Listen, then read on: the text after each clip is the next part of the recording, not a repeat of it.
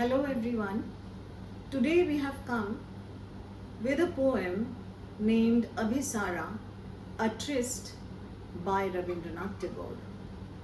Before we go into the poem, let us know a little about who Rabindranath Tagore was. Undoubtedly, he was the most celebrated literary genius of the late 19th and the early 20th century Bengal. He was a versatile literary genius, but primarily excelled in his poetry. In various forms he wrote, and in the year 1913, he was the first non-European Indian who had received the Nobel Prize for Literature. Besides being a literary genius, Tagore was also a very, very great socio-political reformer. Along with Sarojini Naidu and Muhammad Iqbal, he was the one who had gone against and also put up a resistance against the colonial power of the British. This particular poem, Abhisara, first was published in his collection, Bengali collection named Kotha o Kahini, and later it was published by Macmillan in a collection called The Fruit Gathering, which compiled 86 translated poems by Tagore. Now let us go back a little to the source of this poem. This particular poem is said to have been inspired by the great 11th century polymath by the name Kshemendra, who wrote the Bodhisattavadhan Kalpalata. In Bengali, Bodhisattavadhan Kalpalata, which means the miracles of Buddha. This particular poem is a story poem. I would not call it a ballad because it does not follow the ballad meter. It is a story, an ancient story about a Buddhist monk by the name Upagupta, who lived in 300th century BCE. Now let us know a little about the title of the poem. What is Abhisara? Abhisara in Vaishnav literature is supposed to be a secret meeting between two lovers.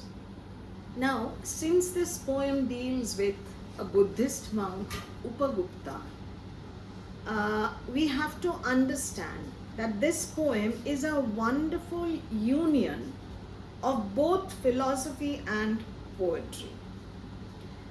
The simplicity of the message, the powerful impact of it, and the symbols all make Abhisara a landmark piece in Indian literature. Now let me tell you a little about the title. What do we understand by the word Abhisara? In Indian Vaishnav Padavali, Abhisara is supposed to be a secret meeting, a rendezvous between two lovers. In Geet Govind, Jaidev said, Rati Sukha Sare Gatam Abhisare Madana Manohara Vesham. Now, what is the purpose of Abhisara? Rati Sukh, which means fulfillment or consummation of carnal desires. But in this poem, a tryst that takes place is not between two lovers for consummation of carnal desires. It is a confluence, a convergence of materialism and spirituality. Upagupta, the ascetic, stands as a symbol of spirituality, and he is juxtaposed against the beautiful dancing girl, the courtesan Vasavadutta. This particular poem is a story poem. You will understand that it tells us a story. It actually surveys two consecutive events that take place within the span of 1 hour. Upagupta was a monk who was greatly revered by the Mauryan Empire Ashoka. Now the story of this poem goes like this, that one day, or rather night, while roaming about, Upagupta took shelter under the wall of Mathura city. It was a cloudy night, and the courtesan or the court dancer of Mathura was going on a tryst with her lover. She was dressed in a pale blue mantle. She had decked herself with ornaments, and she was beautiful and proud of both her youth and her beauty. While going on her way, in the darkness, she did not realize that the saint, the sannyasi, was sleeping on the roadside, and she stumbled upon him. The moment Upagupta heard the tinkling of her anklets, and he was struck on his chest by the feet of Vasavadutta, he woke up.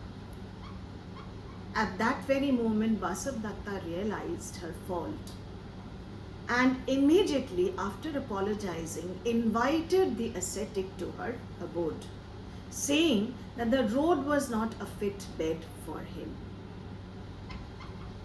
The ascetic was taken in by the beauty of the girl, but since he led an austere life, a life bereft of all material pleasures, for him carnal desires did not have any meaning, and he quietly rejected the proposal of Vasavadutta, telling her that it is not yet time.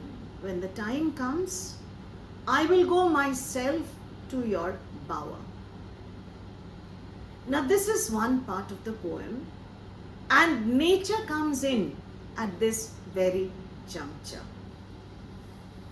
It was the month of August, and it was the monsoon season. After the rejection, the refusal by the ascetic, suddenly it is said that the black night showed its teeth in a flash of lightning. The storm growled from the corner of the sky, and the woman trembled for fear.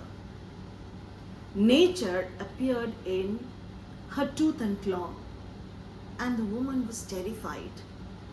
Not only was she terrified by the darkness, by the thunder, by the lightning, by the storm, she was also terrified because heretofore nobody ever dared to reject Vasavadatta's proposal. For the first time, she faced rejection. Moreover, nature also plays the role of foreshadowing her future. We will come to all those details as we go through the lines of the poem. Now, the first part of the poem comes to an end with this. And in the second part, we again find that it is the month of April. The year had not yet ended, and springtime had arrived. And spring, we all know, is supposed to be the season of rebirth, of regeneration. And at the same time, it is also the time for diseases like pox, smallpox, and so on. Upagupta, as usual, was walking through the streets in the month of April, when all the flowering trees and the mango trees were filled with blossom and the air was heavy with the aroma of those flowers. The koels were singing. Suddenly, he found that somebody was lying at a distance, somewhat close to the rampart of the fort of Mathura. When he went close to that person, he found it was none other than that beautiful danseuse, Vasavadutta. She had been stricken with pestilence, and the entire town had cast her out for fear of contagion. She was alone.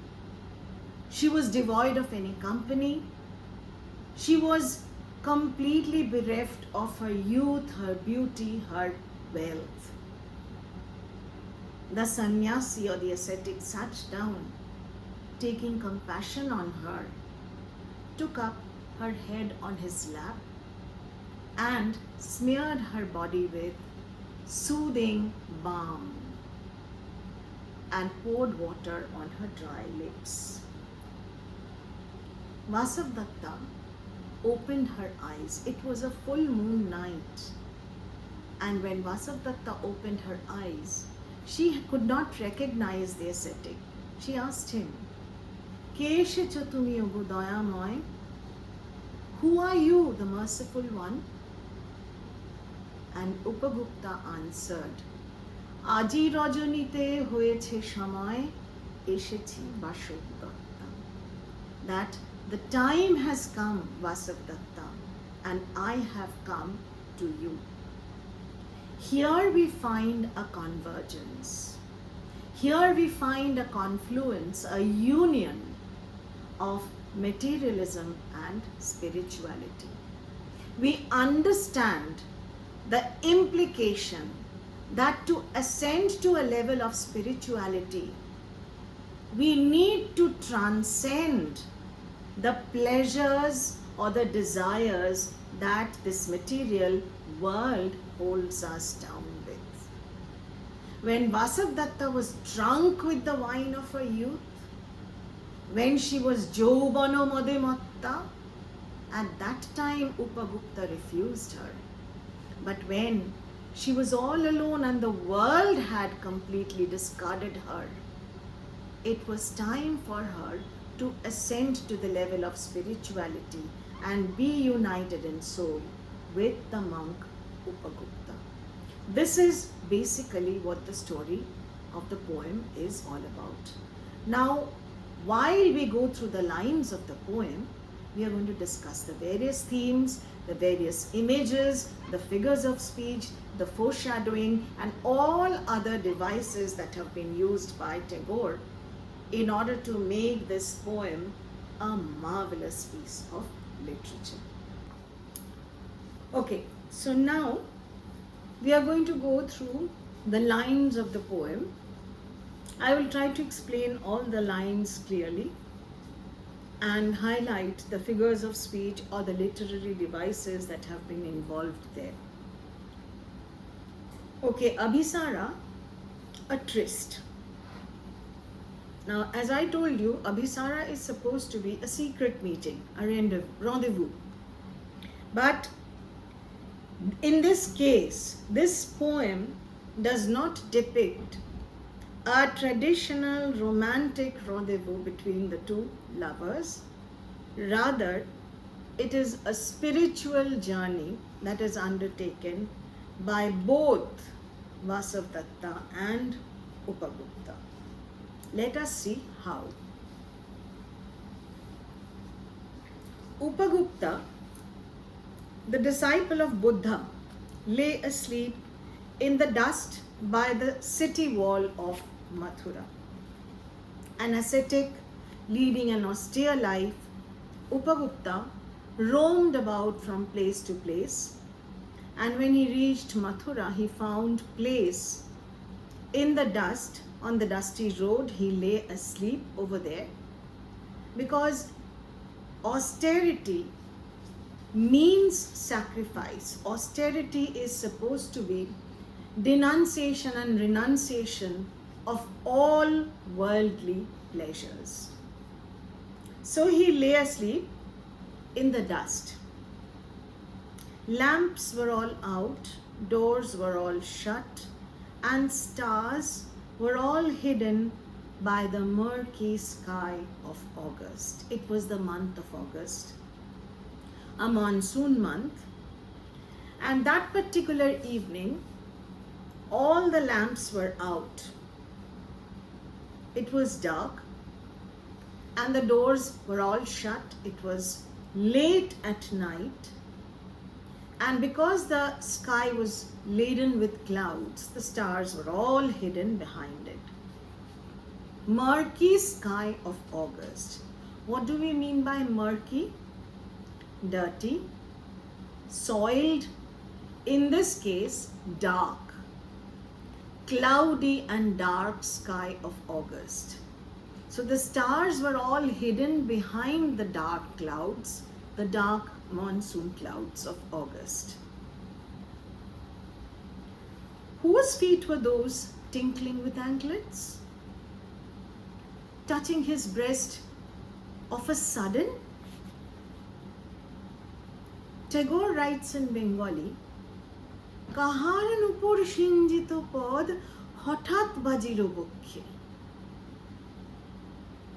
Nupur Shinjito, the lady, it is definitely a lady who was wearing anklets.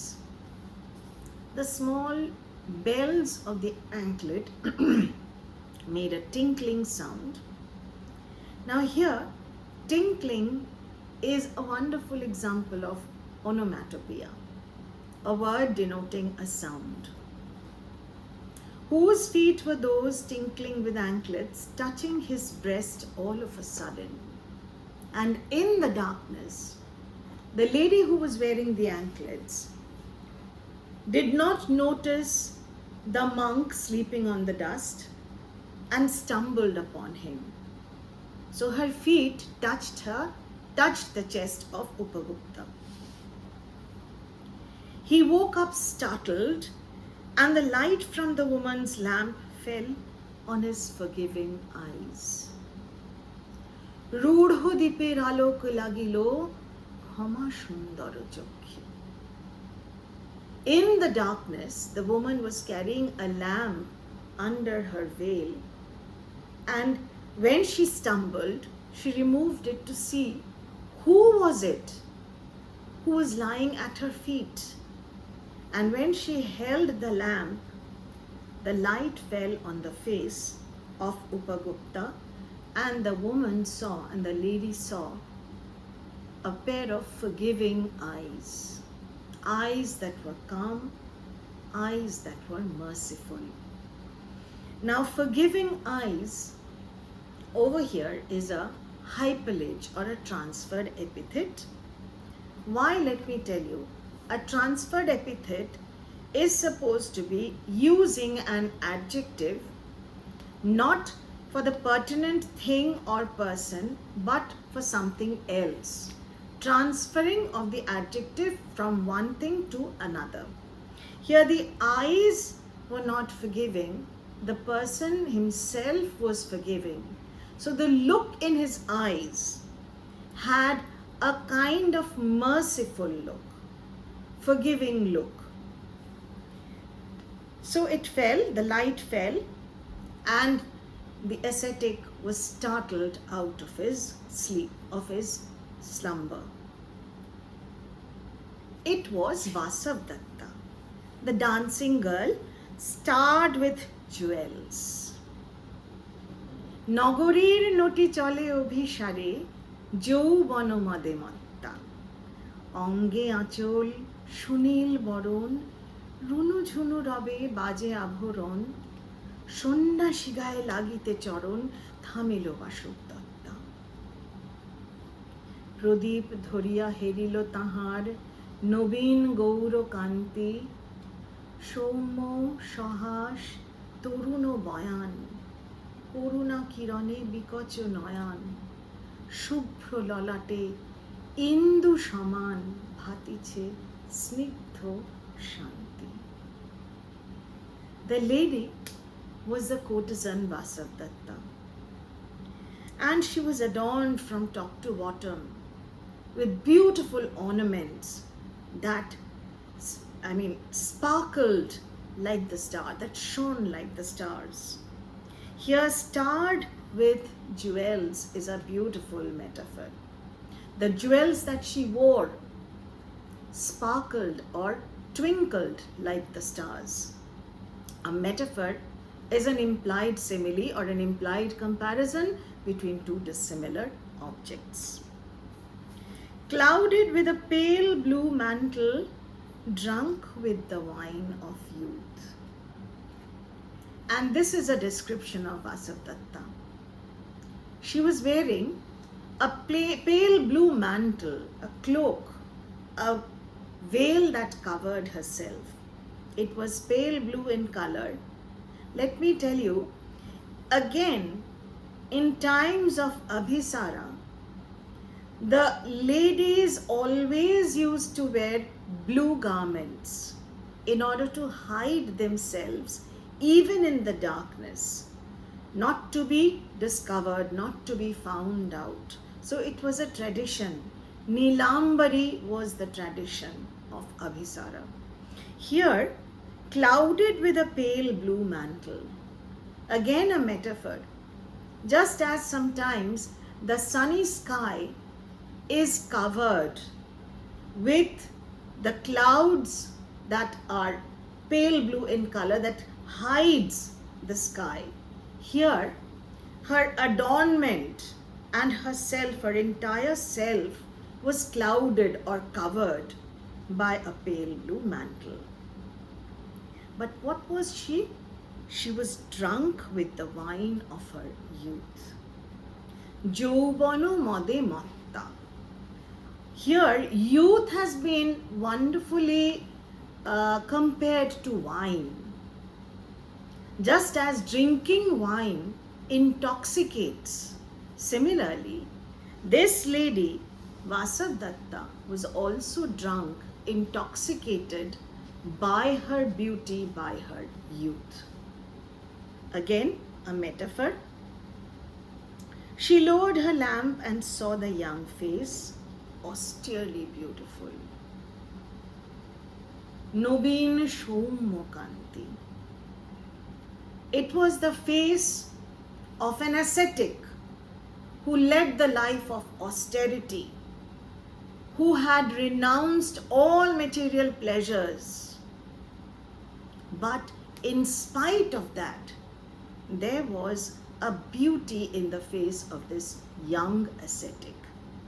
So austerely beautiful is almost a paradox. Beauty is supposed to be soft, subtle. Here, austerity is something that is related to sternness, something like deprivation. But in spite of that, here the face has been described as austerely beautiful. They don't go together. Austerity and beauty, they don't seem to gel together. But here, it indicates that despite the austere lifestyle, the young ascetic's face was beautiful. Forgive me, young ascetic, said the woman, graciously come to my house. Kohilo Ramoni lolito kanthe নয়নে জড়িত লজ্জা ক্ষমা করো মোরে কুমার কিশোর দয়া করো যদি গৃহে চলো মোর এ ধরণী তল কঠিন কঠোর এ নহে তোমার শয্যা. So that dusty earth is not a fit bed for you. Graciously come to my house. She renders an invitation. She says, come. Though the lady was out on a tryst with her lover, here she is mesmerized by the austerely beautiful face of the ascetic. Being attracted, she calls him to her home. She wants him to indulge in the material pleasures that she has to offer. Here we find the theme of a conflict between spiritual enlightenment and worldly pleasures. The ascetic had given up all kinds of worldly pleasures. So the question is, will he give in? Will he surrender to the invitation of Vasavadutta? Will he leave the dusty ground and go to her house? No. The young ascetic answered, "Woman, go your way. When the time is ripe, I will come to you."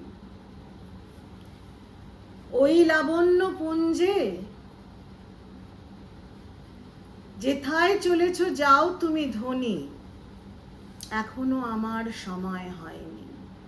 সময় যেদিন আসিবে আপনি যাইব তোমার কুঞ্জে।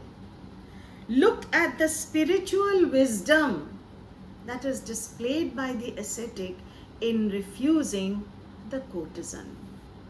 He refuses, he says no, the time is not yet ripe, because he knew that Vasavadutta did not need him now. She had everything that she could ask for. And he, being an ascetic, could not indulge in any kind of materialistic pleasures. So the wisdom lay in rejection, and he refuses the courtesan.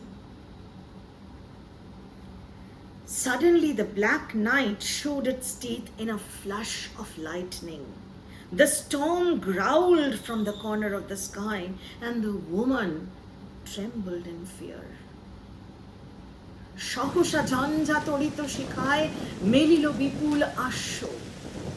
রমণী কাঁপিয়া উঠিল তরাসে, প্রলয় শঙ্খ বাজিল বাতাসে। আকাশে বজ্র ঘোর পরিহাসে হাসিল অট্টহাস্য। The beauty of Tagore's Bengali verses. That is the reason why I am quoting from the Bengali verse. This is a prose poem, a story poem where there is no rhyme. There is definitely a rhythm, but no rhyme. But the unparalleled rhyming of Tagore in Bengali verse is definitely to be mentioned. So he tells the young courtesan, you go your way, and suddenly nature intervenes. The woman is terrified. She is shocked out of her wits. What are the reasons? Firstly, because of the sudden storm. It is August. The sudden storm that rises in the sky. The lightning that tears apart the blue mantle of the sky. All these terrify the lady. The sound of thunder makes her tremble with fear. And primarily, it is also the fear of being rejected for the first time.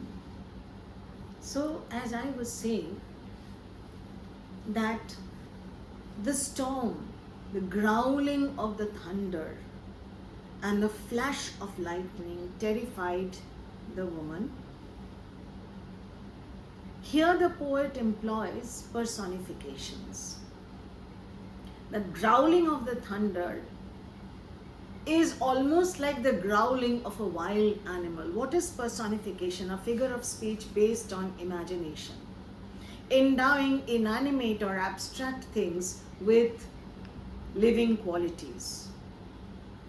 So the growling of the thunder and the flash of lightning that showed its teeth in the dark black night.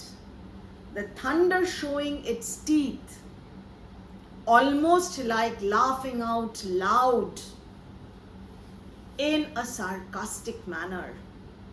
These are personifications. And both these aspects, the thundering and the lightning, the storm, terrifies the lady.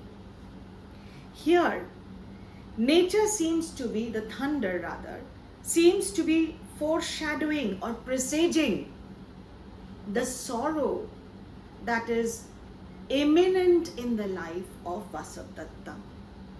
the suffering that the girl or the danseuse is going to suffer, is going to undergo, the plight of the girl that she will have to face some time from now is foreshadowed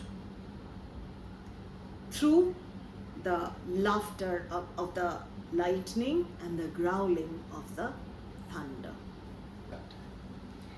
So with that, we come to the end of the first part of the poem.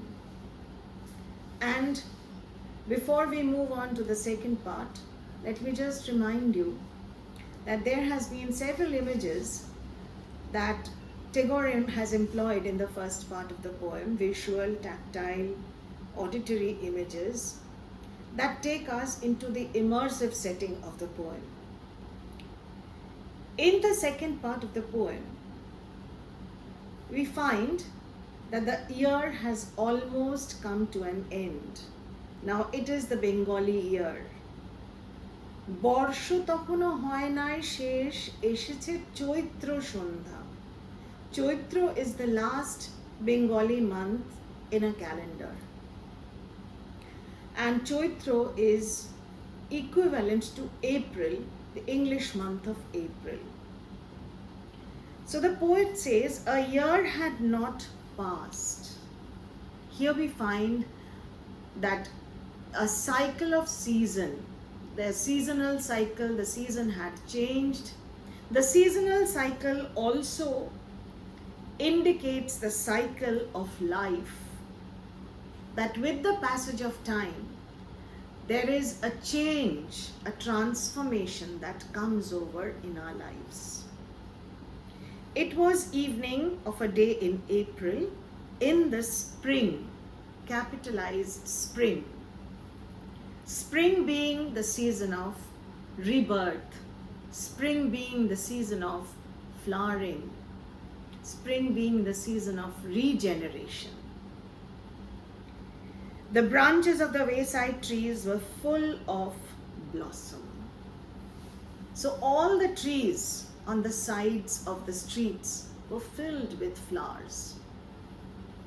There were flowers in every plant, and along with that, gay notes of a flute came floating in the warm spring air from afar.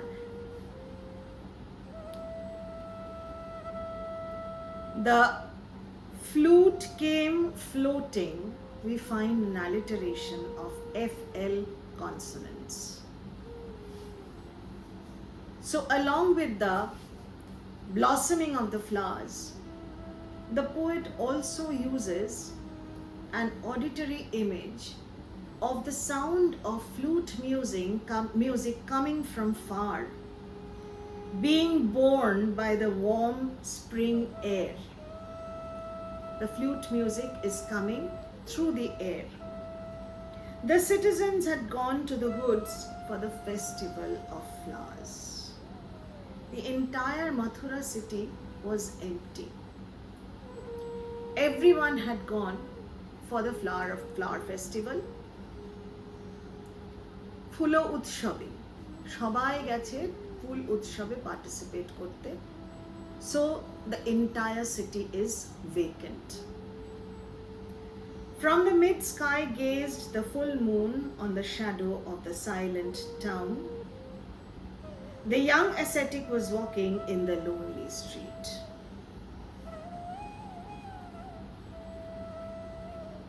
And on that moonlit night,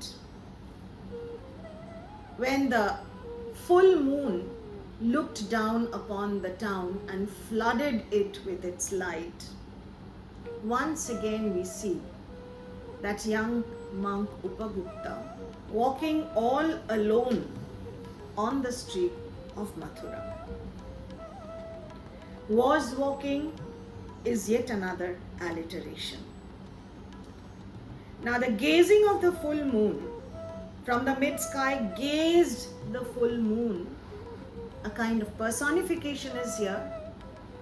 The moon shone brightly in the sky, and the shining of the moon is being, the moon light falling on the town is being compared to a constant stare of the moon on the ground.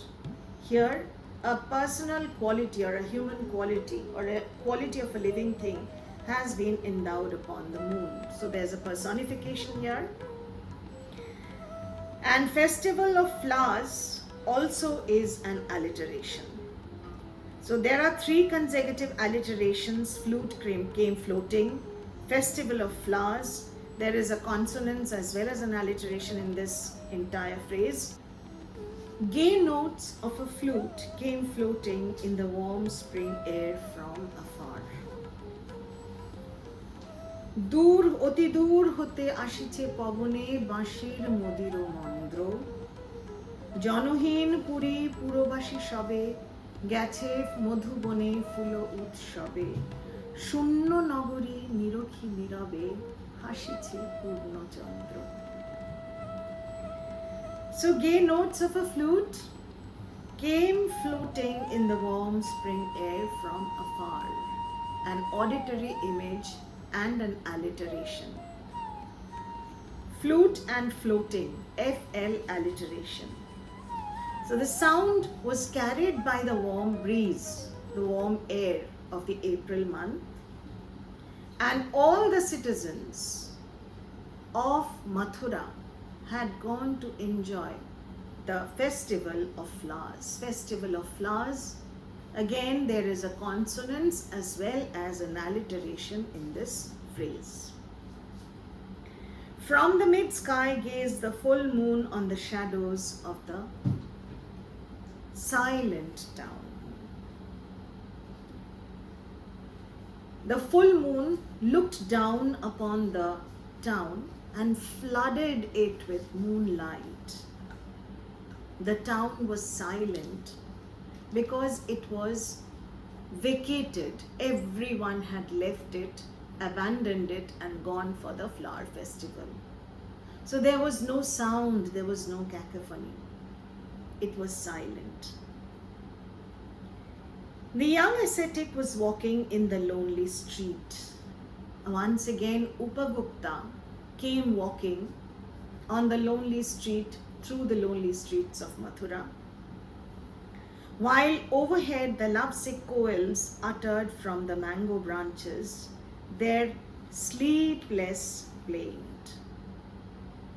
Nirjan pothe jyotsna alote সন্ন্যাসী একা যাত্রী মাথার উপরে তরু বিথিকার কোকিল কুহরি উঠে বারবার এতদিন পরে এসেছে কি তার আজি অভিসার রাত্রি.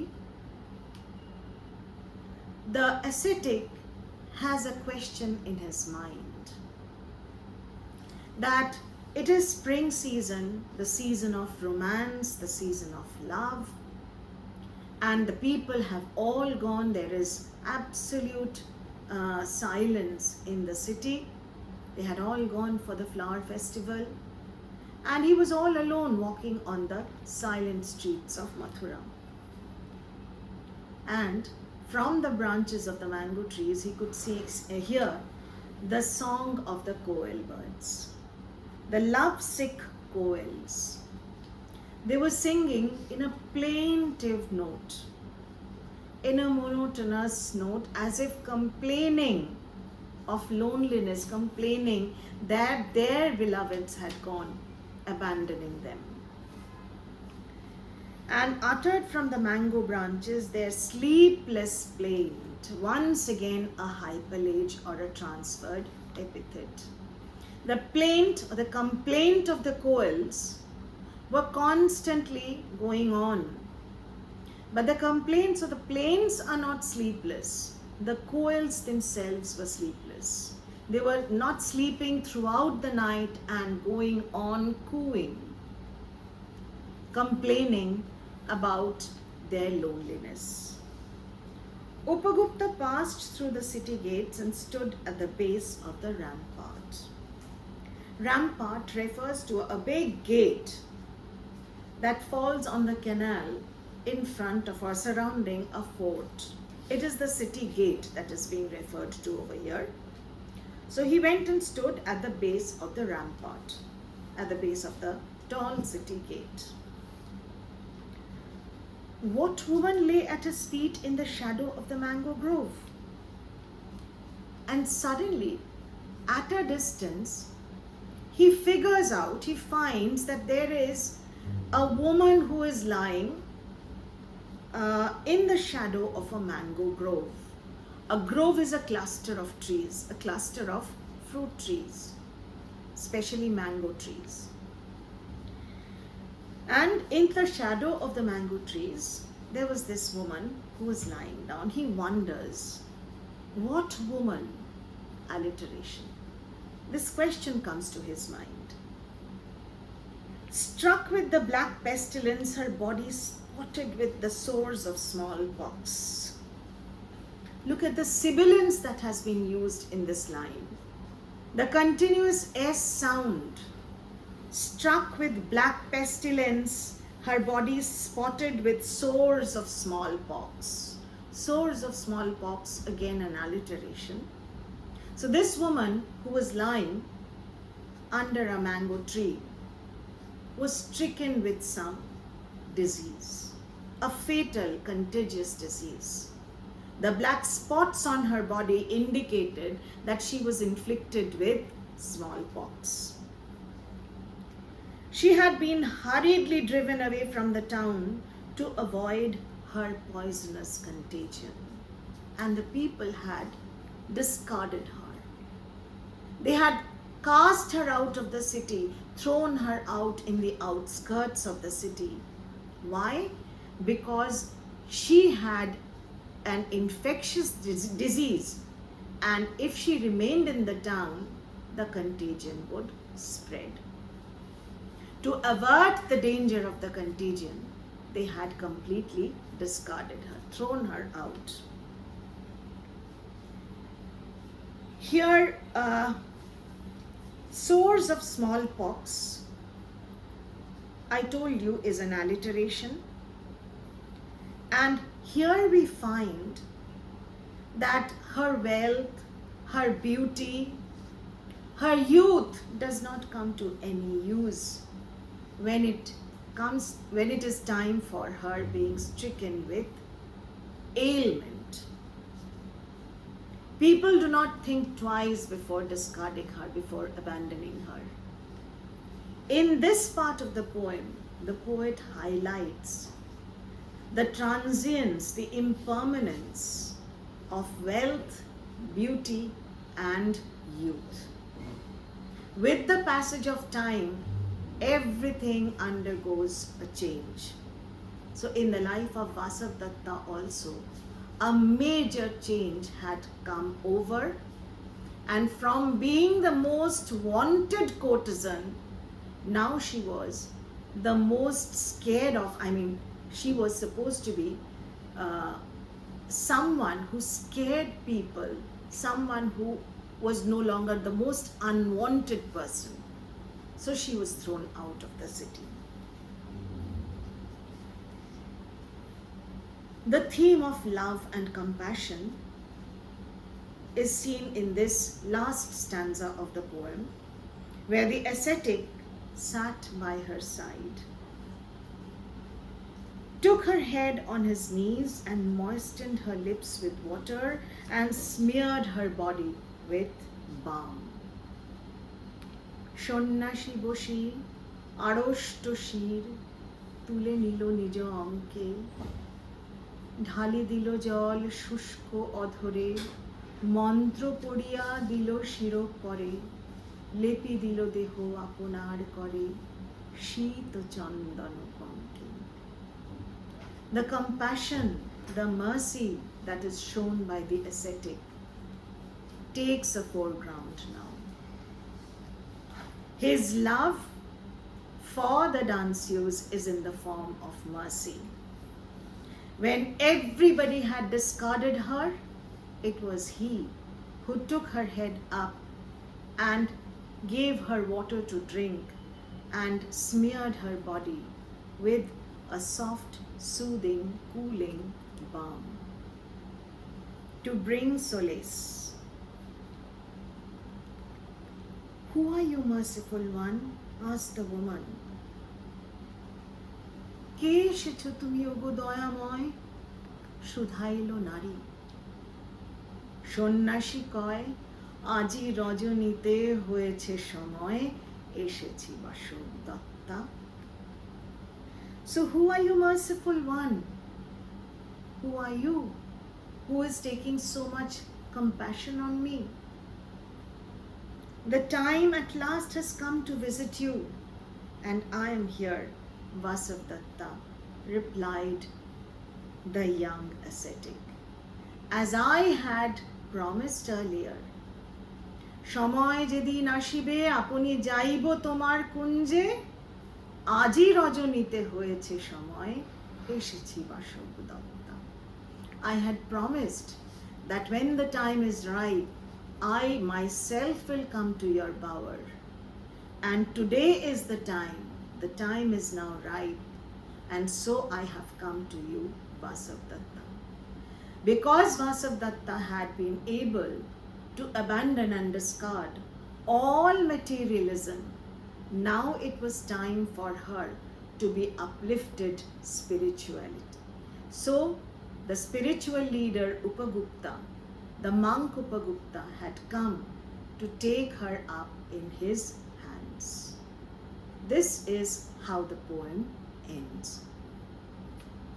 So, my dear children, with that we come to the end of the poem called Abhisara The Tryst by Tagore, which you know is a masterpiece by a masterful poet. But I understand that in the flow of teaching, I might have missed pointing out all the literary devices or the figures of speech that Tagore has employed in the poem. And I also understand that you may be having further queries in your mind regarding the poem as to how to write proper answers. For that matter, I'm going to upload another video on the same poem in order to furnish you with all the study material, including some solved answers for your perusal, for your guidance. And with that, I will say goodbye to you today. So long. And if you have liked, please do share and comment and subscribe to my video.